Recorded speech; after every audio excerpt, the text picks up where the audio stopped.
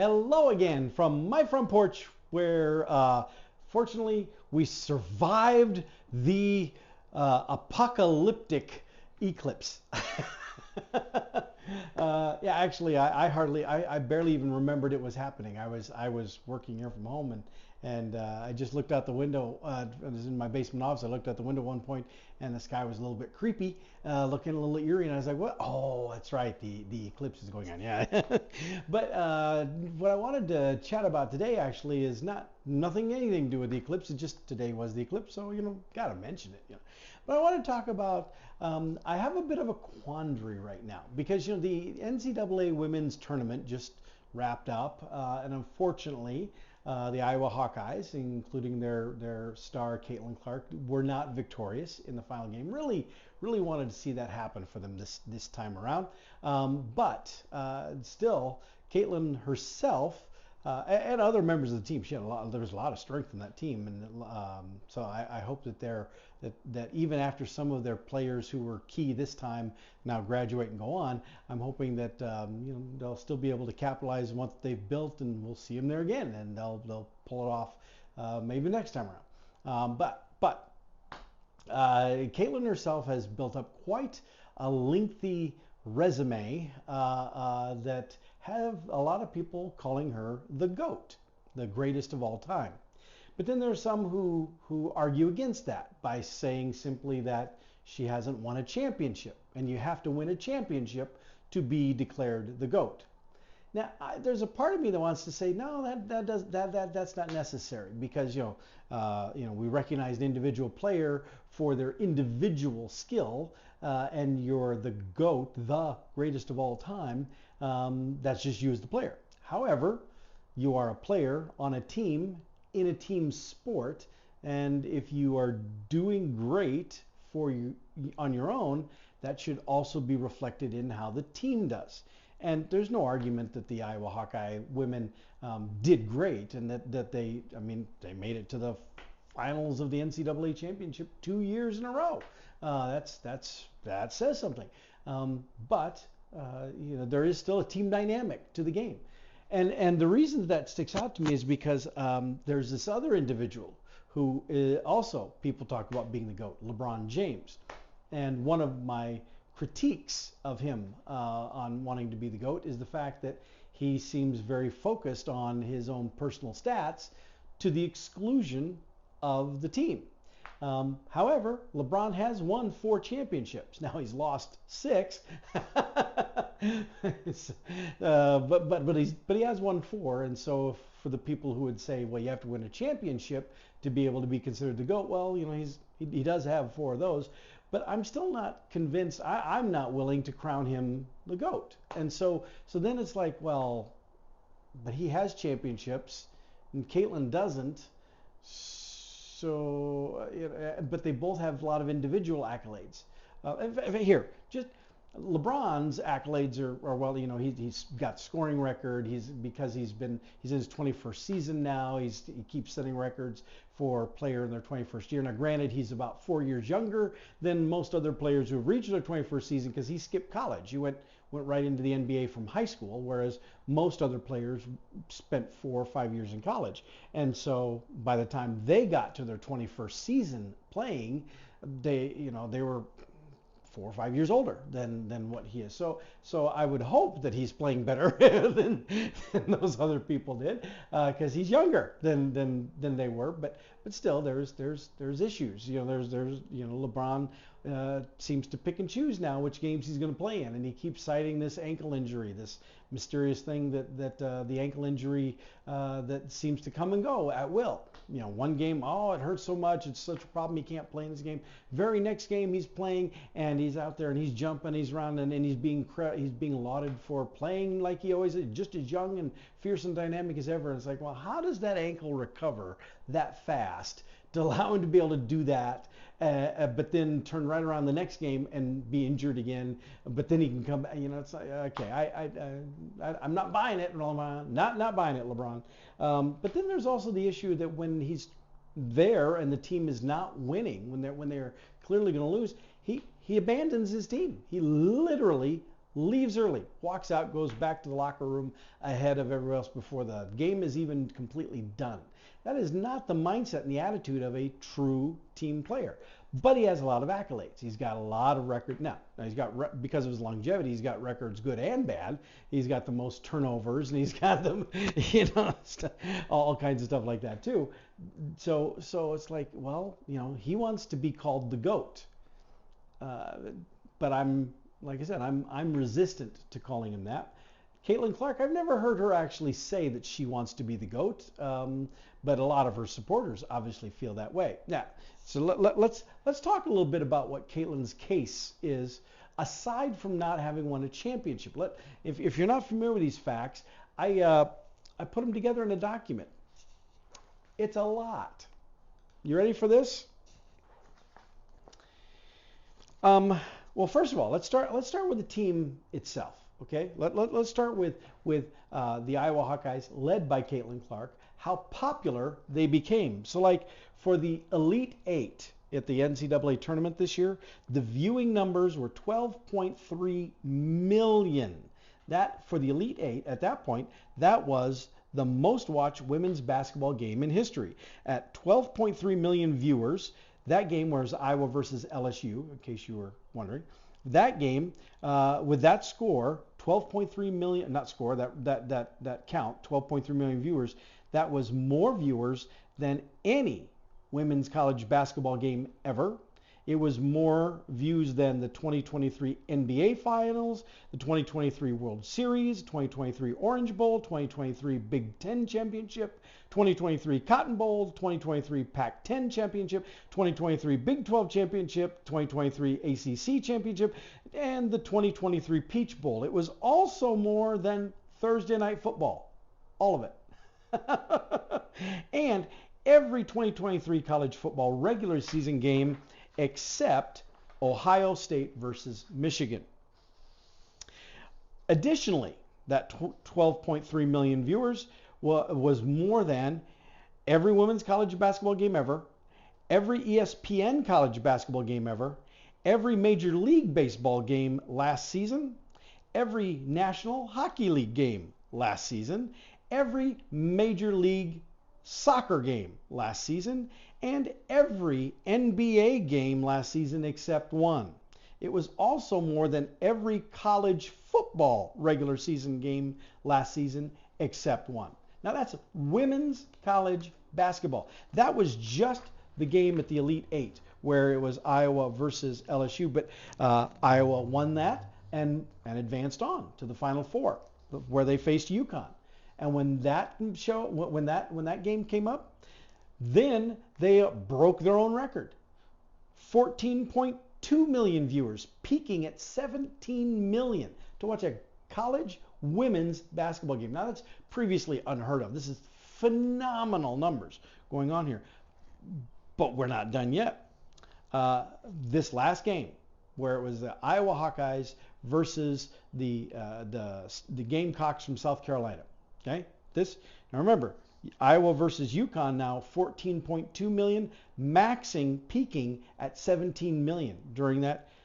Caitlyn Clark and the Hawkeyes exit as they should, says one report, playing in the most watched women's basketball game in history with 18.7 million viewers and a peak of 24 million viewers for a women's college basketball game. Yeah, granted, it's the final for the NCAA, but that totally dwarfs any other viewing numbers, including last year's final that LSU and Iowa faced off against her. But 18.7 million viewers, peaking at 24 million. That's according to ESPN.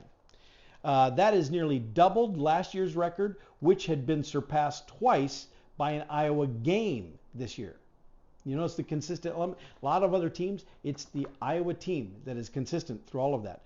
That makes it the most watched basketball game, men or women, college or pro, in the last 5 years. In fact, when the Iowa Hawkeye ladies had their practice for the finals, they had an open practice, let anybody come in for free. They had 17,000 people show up just to watch them practice. That's just amazing. So there's no doubt. Now, again, the Hawkeyes have a number of really great players on their team and some incredible stars that had standouts. But clearly, Caitlyn Clark was the one in the spotlight. Caitlyn Clark is the lead person for their team for legitimate reasons. Now, again, they didn't win the championship, and so people are like, well, she's not the GOAT, can't be the GOAT because she didn't win the championship. Well, now hold on, because this is where I wanted to get us to about Caitlyn. Okay, let me just read to you her accolades. This one young lady from Iowa. These are her accolades in playing college ball. She is now the NCAA Division I all-time leading scorer. She's the NCAA Division I single season three-point record holder. She is also the NCAA Women's Division I single season points record, holds that. She has the most career points in NCAA tournament history. She has the NCAA Women's Division I career three-point leader. She beat out another lady who, I'm not going to even mention her name, but another lady who was a player that has been one of the commentators on some of these things, who has not said, has always cast some shade on Caitlyn Clark. And so I think that's kind of funny that she's now broken the record that lady had set. She has been the AP Player of the Year in 2023 and 2024. She has a Honda Sports Award from 2023, the John R. Wooden Award 2023. She was the Naismith College Player of the Year in 2023 and 2024. She's USBWA National Player of the Year 2023, three-time Big Ten Player of the Year 2022 to 2024, three-time unanimous first-team All-American 2022 to 2024, three-time AP first-team All-American, four-time USBWA first-team All-American, three-time WBCA Coaches All-American, AP second-team All-American in 2021, two-time Wade Trophy winner 2023 and 2024, the James E. Sullivan Award in 2023, three-time Don Staley Award in 2021 to 23, twice Nancy Lieberman Award 2022 and 23, USBWA National Co-Freshman of the Year in 2021, UBCA Co-Freshman of the Year back in 2021, four-time first team All Big Ten, Big Ten Freshman of the Year back in 2021, three-time Big Ten Tournament MOP in 2022 to 2024, two-time NCAA season scoring leader, and two-time national NCAA season assist leader. Whew, I got to come up for air. She's also right now, she's also the only college basketball player, women's college basketball player, who has been invited to practice with the U.S. Olympic team to try out for that. The only women's college player who's been invited to participate. Everybody else that's participated in that are professional players. And one more. Caitlyn Clark becomes the first men's or women's NCAA Division I player to make 200 three-pointers in a single season. Just for point of reference, Steph Curry in the pros is only currently at 162. Now, this is where I see, I think there's definitely the case for Caitlyn to be considered the GOAT, even without the championship. That's quite a list of accomplishments. And it's not just fluke, flash in the pan stuff. That's over her entire college career that she's been demonstrating this award-winning status. So I think that's there. But if I believe that, if I believe that she can be the GOAT based on a list of her own personal accolades without the team winning championship, then why would I not support that LeBron can also be the GOAT when he actually has championships? Well, for a couple of reasons. One, because his team is not doing as well as the Hawkeyes did. The Hawkeyes made it to the final championship and just pushed their way up. They were top ranked going right in, and they were number one seed going into the tournament. That's awesome. Right now, as last I looked, the Los Angeles Lakers are a 9 seed. That they are way down. They, unless they got, I think, 3 games left at this point to be able to make it even into the tournament for the final games in the NBA. And they'll probably make it because they have been, LeBron especially, have received more fouls called in their favor to go to the free throw line than 2 or 3 other teams combined. And so, yeah, they'll probably make it. Wink, wink, nudge, nudge. But my issue with LeBron is not his skill. I admit totally he has tremendous skill. And yes, he's the point leader. He's got longevity. When he chooses to play, he is a remarkable player to watch.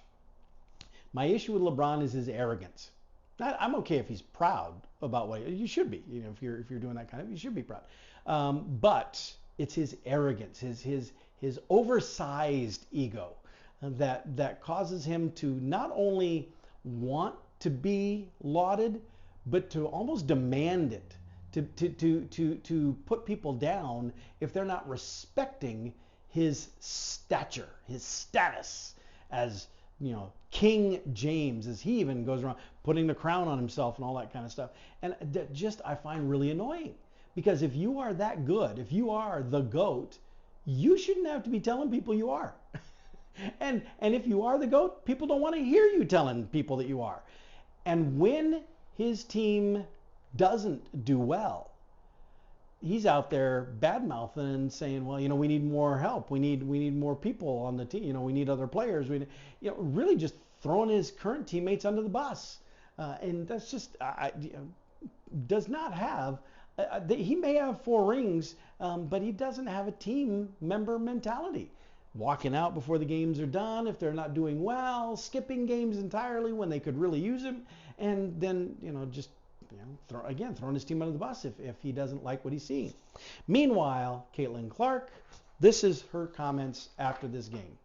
She says, she tweeted or posted, "Words cannot express my love for my teammates, coaches, fans, and our university.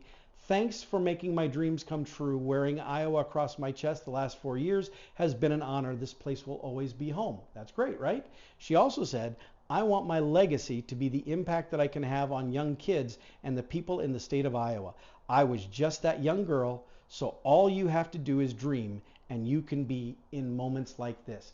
That's why I love Caitlyn Clark. She is inspirational. Young girls everywhere have got to see not only a superstar like her rise, but they have got to see 24 million people tuning in to watch women's college basketball.